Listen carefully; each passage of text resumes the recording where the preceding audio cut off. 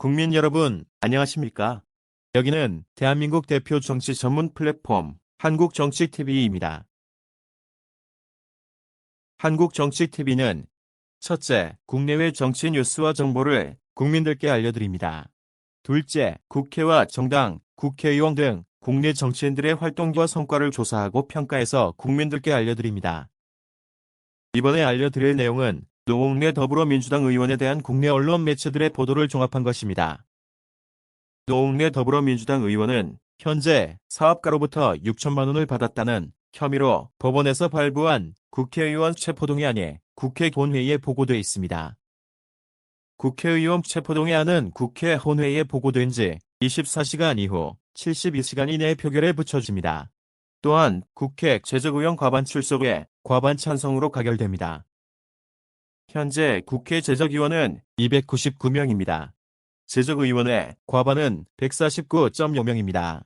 따라서 국회의원 체포동의안 표결 때 국회의원 150명이 참석하고 이 가운데 75명이 찬성하면 노웅래 의원에 대한 체포동의안은 가결됩니다. 현재 노웅래 의원이 소속돼 있는 더불어민주당의 국회 의석수는 169석입니다. 그러므로 노웅래 의원 본인을 뺀 더불어민주당 소속 국회의원 168명이 모두 참석해서 반대표를 던진다면 노웅래 의원의 체포동의안은 부결됩니다. 즉, 더불어민주당 소속 국회의원만으로 체포동의안을 부결시킬 수 있다는 얘기입니다. 그러나 더불어민주당은 노웅래 의원에 대한 체포동의안 부결을 당론으로 정하지 않고 국회의원 각자의 생각에 따라 자유롭게 투표하는 자유투표제 방식을 택할 가능성이 높다고 합니다.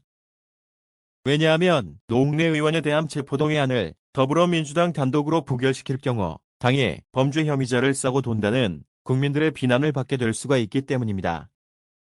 또한 앞으로 이재명 더불어민주당 대표에 대한 체포동의안이 국회에 접수될 경우를 가정하면 노웅래 의원과 이재명 대표에 대한 국회의원 체포동의안을 더불어민주당이 단독으로 모두 부결시킬 경우 국민들 사이에서 영풍이 불 수도 있습니다. 2024년 4월 10일에 실시될 제22대 국회의원 선거를 앞두고 당에 대한 역풍이 부는 것은 더불어민주당이 가장 두려워하는 상황입니다. 이렇게 되면 2024년 4월 10일까지 역풍을 만회하기가 어려울 것이기 때문입니다. 그러므로 현재 노웅래 의원의 체포동의안이 가결되거나 부결될 가능성은 50대 50이라고 해도 지나친 말이 아닙니다. 따라서 노웅래 의원 입장에서는 자신에 대한 체포동의안에 반대표를 던져줄 국회의원 한 사람이 아쉬운 실정입니다.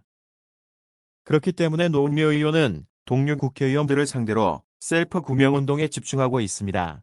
노웅래 의원은 이미 12월 13일 더불어민주당 소속 국회의원들에게 저를 버리지 말아달라는 내용의 편지를 발송한 바 있습니다.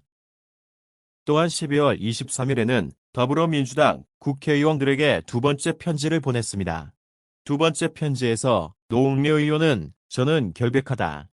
검찰의 농단과 언론 플레이가 아닌 정당한 법원의 판단을 받을 수 있도록 지켜달라고 호소했다고 합니다. 뿐만 아니라 노웅래 의원은 여당인 국민의힘 소속 국회의원들을 상대로도 구명운동을 벌이고 있습니다. 실제로 노웅래 의원은 최근 국민의힘 권성동 의원을 찾아가 손을 덥석 잡고 도와달라고 말했다고 합니다. 이번 국회의원 체포동의안은 노웅래 의원 최대의 정치적 위기라고 할 수 있습니다. 그렇기 때문에 자기가 소속돼 있는 더불어민주당뿐만 아니라 여당인 국민의힘 국회의원들을 하나라도 더 반대쪽으로 끌어들여야 한다는 생각을 하고 있을 것으로 보입니다. 그러나 노웅래 의원은 자신의 셀프 구명운동을 지켜보는 국민들의 생각이 어떤 것인지에 대해서는 별로 신경을 쓰지 않는 것처럼 보입니다. 아마도 국민들의 생각이 자신에 대한 체포동의안을 가결시키거나 부결시키는데 아무런 영향을 미치지 않는다고 생각하기 때문일 것입니다. 지금까지 한국정치TV에서 알려드렸습니다.